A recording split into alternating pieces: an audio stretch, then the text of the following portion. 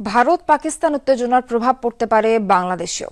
রাজনৈতিক, অর্থনৈতিক, কূটনৈতিক ও সামরিক ক্ষেত্রের মতো বিষয়ে প্রভাব এড়াতে এখনই সতর্ক অবস্থানে থাকতে হবে ঢাকাকে, এমন পরামর্শ নিরাপত্তা বিশ্লেষকদের। তারা বলছেন, নীতি নির্ধারণী পর্যায়ে যে কোনো ধরনের বক্তব্য বুঝে শুনে দেওয়া উচিত। একই সাথে সীমান্ত নিরাপত্তা বৃদ্ধি ও সাইবার যুদ্ধে বিভ্রান্তিমূলক তথ্য এড়াতে কঠোর নজরদারির পরামর্শ তাদের। আহমেদ রেজা জানাচ্ছেন বিস্তারিত। শ্রীলঙ্কা আবারও রপ্তানিতে শীর্ষে।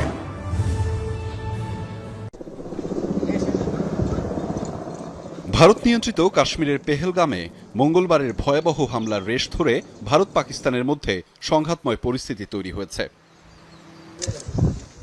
দক্ষিণ এশিয়ার দুই পরমাণু শক্তিধর প্রতিবেশীর এমন উত্তেজনাকর অবস্থা গোটা অঞ্চলকেই সংকটে ফেলতে পারে, এমন শঙ্কা প্রকাশ করেছেন আন্তর্জাতিক সম্পর্ক বিশ্লেষকরা, যার বাইরে নয় বাংলাদেশও।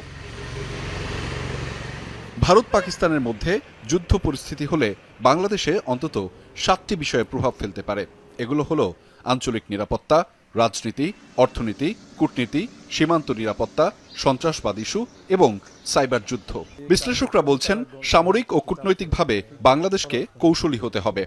দুটো দেশের মধ্যে যখন যুদ্ধ অথবা প্রক্সি ওয়ারের দিকে যাচ্ছে, সেইটাতে আমরা যেন অযথা জড়িয়ে না যাই, এবং যখন বিবৃতি এবং অন্যান্য বিষয় নিয়ে আলোচনা করব অভ্যন্তরীণভাবে অথবা কোনো আন্তর্জাতিক পর্যায়ে প্ল্যাটফর্মে, তখন এই কথাটা মনে রাখতে হবে যে আমরা ন্যায়ের পথে, সত্যের পথে।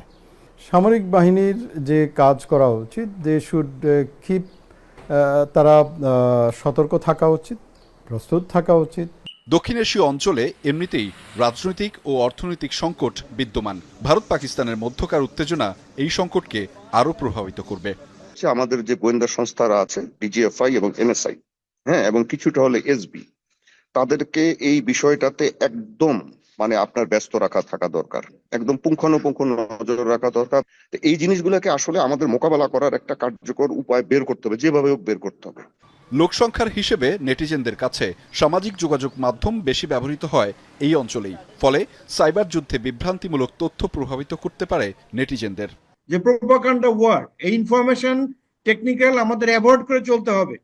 সম্প্রতি যে এআই, আর্টিফিশিয়াল ইন্টেলিজেন্সের মাধ্যমে আমরা গুজব এমন ভাবে রটিয়ে উপস্থাপন করি, দেশ বা বিদেশের সাধারণ জনগণের উদ্ধৃতি দিয়ে আর্টিফিশিয়াল ইন্টেলিজেন্সের মাধ্যমে তাদের সক্রিয়তা প্রকাশ করি। তো সেই কারণে আমাদের এটা সঠিকভাবে মূল্যায়ন করতে হবে, it is true or it is false.